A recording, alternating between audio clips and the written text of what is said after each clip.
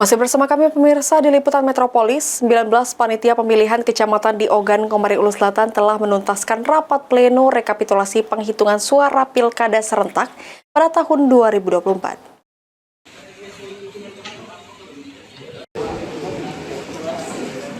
Komisi Pemilihan Umum Kabupaten Ogan, Komering Ulu Selatan telah menuntaskan rapat pleno rekapitulasi penghitungan suara Pilkada tingkat kecamatan.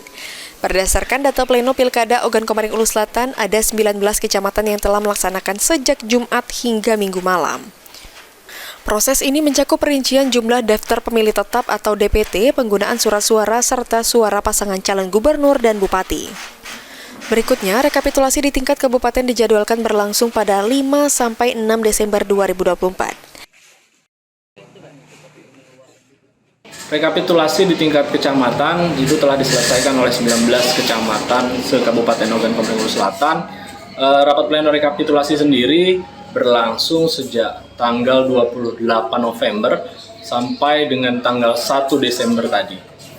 Jadi seluruh kecamatan sudah menyelesaikan pleno rekapitulasi di tingkatnya.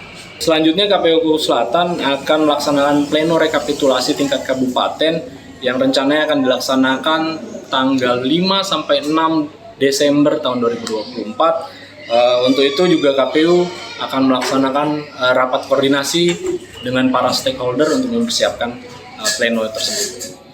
Sri Fitriana, Pol TV.